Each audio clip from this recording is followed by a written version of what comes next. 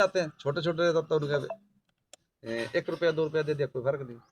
जब बड़े हो गए, कॉलेज जाने लगे, फिर क्या होता, उनके खर्चे भी बड़े हो जाते हैं, 4 यार दोस्त हो जाते हैं, और यार दोस्त हो जाते हैं तो पार्टियां चलने लगती है, चलती हैं।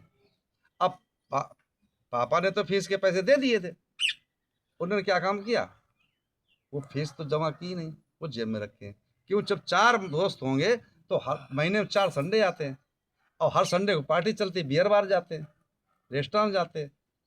तो 3 बार 3 लोगों ने खर्चा कर दिया, चौथी बार नंबर किसका आएगा, तुम्हारा। और तुम क्या लाओगे, जब मैं पॉकेट में पैसे नहीं, तो पापा से जाके बोले, पापा वो आपने जो पैसे दिए थे फीस के लिए, वो पता नहीं मेरे ध्यान नहीं कहाँ गिर गए।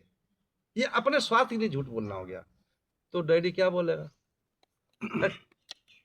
तू घर की संभालूगा, परिवार की चलाऊगा, है हुन नहीं तो पैसा सामने नहीं सकता भाई, इतना 2 4 गलना करूंगा, मतलब 2 4 बातें करके डांट देगा, लेकिन फिर भी जेब से निकाल के दे देता। इतना प्यार था, बगैर लालच के। कोई लालच तो नहीं तुमसे, इतना प्यार करता बाप। माँ है, माँ भी कितना प्यार करती है अपने बच्चे को, है गलत कह रहा हूँ, बिन स्वार्थ के, कोई स्वार्थ नहीं है। तो आपको दे दिया, ये अपने स्वार्थ के लिए झूठ बोलना हो गया। एक होता है चुगली करना, इधर की बात उधर करना। अगर आप इधर की बात उधर करेंगे तो आप उसमें अपनी 4 बातें जरूर मिलाएंगे, ये भी झूठ बोलने में आता है। एक बोल आता है गप मारना, अरे वो तो गप्फा मारी जंदा है ना, कहते ना, मतलब फजूली बात को नहीं करना। चौथा क्या है, कट भाषण, कठोर भाषण नहीं बोलना। कट भाषण जानते कैसा होता है,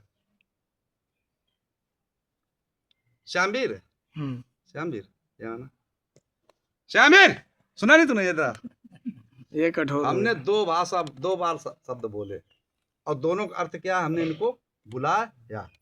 दोनों का अर्थ यही है, पहले वाला भी बुलाया, दूसरे वाला भी बुलाया, अर्थ दोनों का एक है कि भाई हमने इनको श्यामवीर को बुलाया। लेकिन पहले वाला जो शब्द था वो प्रिय था, मीठा था, उसमें आने लगे। जब हमने जोर से बोल दिया तो पीछे खसक गए, है ना। ये दूसरे को दुखित करने वाला शब्द होता है, और इससे परिवार नष्ट हो जाता है। मान लो एक्चुअली, थोड़ी सी उदाहरण के तौर पे बोल रहा हूँ कि अगर परिवार में सरसब्ज है, कोई बात नहीं, कोई बिजनेसमैन है या कोई खेती कर रखा है, मतलब देखो ज्यादातर अपने इधर जो है भैया लोग, है ना, माली जिसको बोलते हैं यहाँ, तो माली जो है बाहर से ही आए हुए हैं, है ना। तो भाई किसी के पास 2 किल्ला है, कोई अद्ध भी लेता है, कोई ठेके भी लेता है, तभी तो करते हैं। अगर मान लो उसने खेत बदल ले लिया, ज्यादा ले लिया, 4 किल्ले ले लेता ठेके, और उसने झाड़िए कर ले, भाई काम कर ले तो होगा नहीं। अब झाड़िए जो नहीं आए तो कल्ले मेहनत करनी पड़ेगी। जो घर में जो है आपकी गृह पत्नी है देवी जी, वो भी सुबह से उठती है, कम मेहनत वो भी नहीं कर रही। सुबह 4 बजे से उठेंगी, झाड़ू है, पोछा है, बच्चों को तैयार करना है, उनके टिफिन बनाना है, चाय नाश्ता कराना है, उनका टिफिन पैक करके उनको स्कूल छोड़ना भी है। और फिर जो किन्ने कपड़े खराब करते, लीड़े खराब कर देते, दिन में कहो 3 जोड़ी खराब करेंगे, 4 जोड़ी खराब करेंगे, उन्होंने तो होनी है, उन्होंने भी धोती हैं, ठीक है, उन्होंने भी मेहनत की। और आज कोई झाड़िया नहीं आया, 10 झाड़ियाँ किए थे, वहाँ 2 ही झाड़ियाँ आ आए। अब मान लो भिंडी लगी पड़ी है, करेला लगे पे, तो आज नहीं तोड़ेंगे तो इतनी बड्डी बड्डी हो जाएगी, पक जाएगी, नहीं पक जाएगी, फिर कौन पूछूगा उन्हें मंडी आते, किसी ने पूछने वाला कोई नहीं है, किसी भाव नहीं मिल लगे, छिट क्या होंगे ने पशुओं होंगे नहीं होंगे। तो अब क्या हुआ, अब इतने तो मेहनत पई है, खेत तो है ना, गुस्सा वो भरी पई, झाड़िए नहीं आए। मई जून का महीना है, बैसाख जेठ था। अब घर आ गए सामने, अब उन्होंने क्या काम करा कि जब घर चाहे पूरा दिन तो काम किया, बच्चों से धो धा के फिर अपने जो खाना पीना बना लिया, आजकल तो फ्रिज चल पड़े हैं, तो सब्जी सुब्जी बना के रख ली, और आटा गूंद के फ्रिज में रख दिया कि बर्तन जब आएंगे तब गर्म बना के खा लेंगे, खिला देंगे। और जो है बाकी जो सारे भांडे थे वो जहाँ रखे लगे बाथरूम में, और उनको मांज रही, घिस रही, साफ कर रही। अब इधर से वो गुस्से में आ रहे हैं कि ज़्यादा मेहनत पड़ी। और जो भिंडी तोड़ने वाला है उसको तो मालूम ही पड़ता कैसे भिंडी टूटती है, हैं, पूरे पूरे शरीर में खजुली खुजली हो जाती है।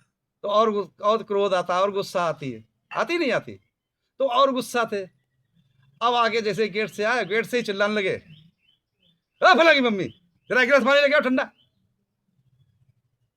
अब भाई उनने कम मेहनत तो नहीं की, अब वो क्या करती है, वो रखा फ्रिज में जितना ढोकना ढोक लो जाके। लगी हो आग कहीं पेट्रोल से बुझाए कोई, बोलो आग लगेगी बुझेगी या और धधकाएगी? अगर कहीं आग लगी हो उसको कोई पेट्रोल से बुझाने की कोशिश करे, बुझ जाएगी? नहीं बुझेगी। और वहां अगर ठंडा पानी डाल दिया जाए तो बुझ जाएगी। तो अगर वही ठंडा पानी दे उन्हें आग में और पेट्रोल डाल दिया, अब क्या हुआ